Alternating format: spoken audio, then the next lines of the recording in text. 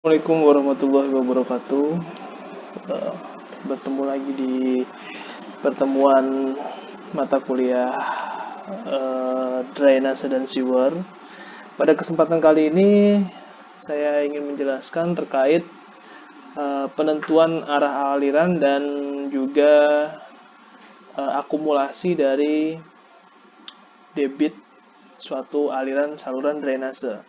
Jadi implementasi ini bisa diimplementasikan di saluran drainase ataupun di saluran sewer.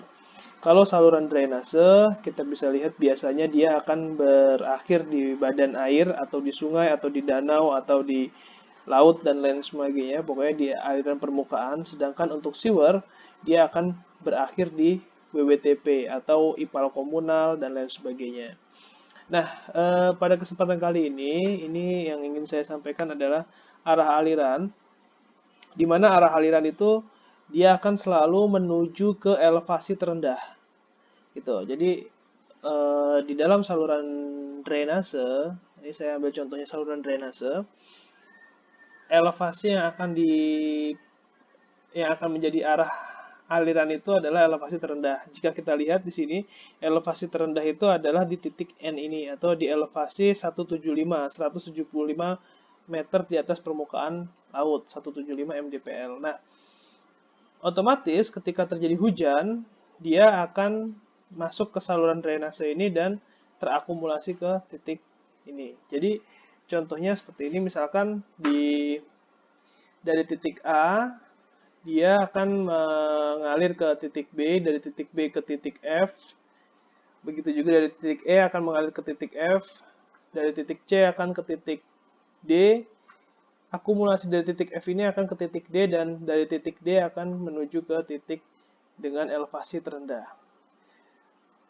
Sesuai dengan sifat air, dia akan mengalir ke tempat yang lebih rendah. Jadi, untuk perencanaan di awal, kita harus merencanakan di mana letak elevasi terendah. Sungai biasanya berada di elevasi paling rendah. Contoh kasus, misalkan ada pertanyaan seperti ini, Pak, di Kalimalang itu elevasinya lebih tinggian Kalimalang daripada area di sebelah utaranya. Sebelah utara itu misalkan kampus Pelita Bangsa, terus juga Jawa BK, dan lain sebagainya, itu posisinya lebih tinggi Kalimalang. Kenapa demikian? Karena Kalimalang itu bukan sungai, namun saluran irigasi. Jadi teman-teman harus bisa membedakan. Jadi Kalimalang itu tidak boleh digunakan sebagai tempat untuk membuang aliran air hujan. Nah, hakikatnya kalau di keadaan real di lapangan itu biasanya sungai itu berada di elevasi terendah dari elevasi keseluruhan. Konsekuensinya apa jika sungai berada di elevasi yang lebih tinggi, dan ini juga tidak mungkin, itu akan berakibat kepada pemompaan. Jadi misalkan di sini elevasinya lebih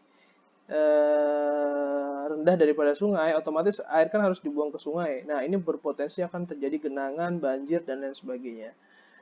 Oleh karena lalu simulasinya harus menggunakan pompa untuk memompa air ke sungai tersebut. Namun itu biasanya tidak terjadi karena elevasi sungai itu berada di elevasi terendah. Sungai, danau, dan lain sebagainya itu berada di elevasi paling rendah. Oke. Eh, yang ingin saya bahas di sini, kita harus bisa mengakumulasikan debit yang dihasilkan dari masing-masing saluran. Kalau kita lihat seperti ini adalah saluran dari titik A ke titik B. Misalkan di sini ada nilai debitnya misalkan 10. Dari titik A ke titik B itu menghasilkan debit misalkan 10 meter kubik gitu ya. 10. Nah, dari titik ke B ke titik F itu berarti yang dihasilkan oleh area ini ditambah dengan 10. Misalkan di sini sendiri dia menghasilkan 5. Otomatis akumulasi di titik ini itu adalah 10 ditambah 5, 15. Ini 15. Nah, tapi kita juga perlu ketahui berapa yang dihasilkan dari titik E ke titik F. Misalkan titik E ke titik F menghasilkan 10 juga. Nah, 15 tadi ini belum ditambahkan dengan 10, berarti ini plus 10. Sehingga di titik F ke titik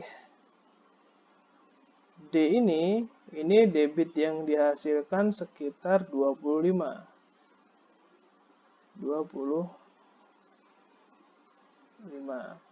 Nah, titik F ke titik D sendiri dia menghasilkan berapa? Itu juga harus dicari tahu. Misalkan di sini menghasilkan 4. Dari titik C ke titik D menghasilkan 10 misalkan. Otomatis di sini dari C ke D, itu ya hanya 10 saja. C ke D hanya 10. Namun dari F ke D itu 29 nilainya. Ini 29. Dari mana 29? 25 ini ditambah dengan 4. Jadi aliran dari sini ke sini itu adalah 29. Nah, lalu dari D ke N, ini kan terakhir, otomatis 10 ditambah 29, ini berarti 39 meter kubik. Nah, itu yang disebut sebagai akumulasi debit. Jadi teman-teman jangan sampai salah, nanti untuk mendesain saluran drainase, di ujung ini lebih kecil dimensi salurannya. Atau luasan areanya, luasan penampang saluran lebih kecil.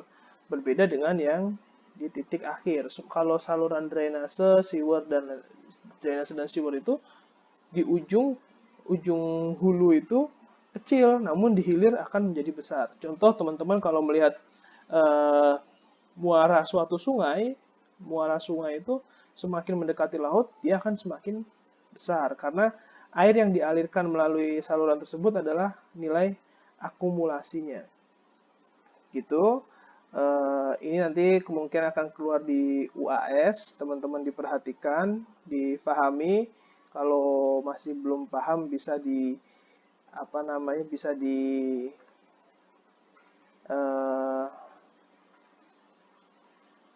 ulang kembali.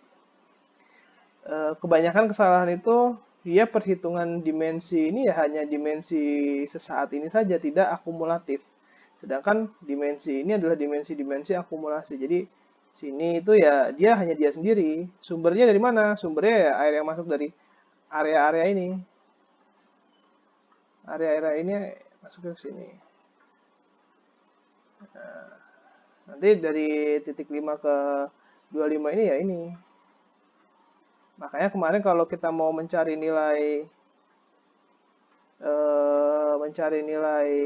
debit Q sama dengan C dikali I dikali dengan A.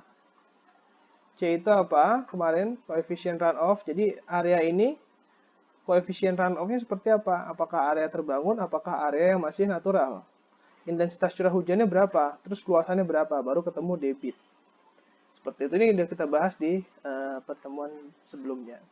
Jadi itu terkait akumulasi dari saluran difahami. Jika ada yang kurang paham, silahkan tinggalkan komentar atau pertanyaan di kolom komentar di channel tersebut. Ini adalah materi tambahan untuk satu pertemuan yang mungkin ada yang kurang untuk pertemuannya. Mungkin untuk pertemuan ini, kesempatan ini saya akhiri. Wabillahi taufiq wal hidayah. Wassalamualaikum warahmatullahi wabarakatuh.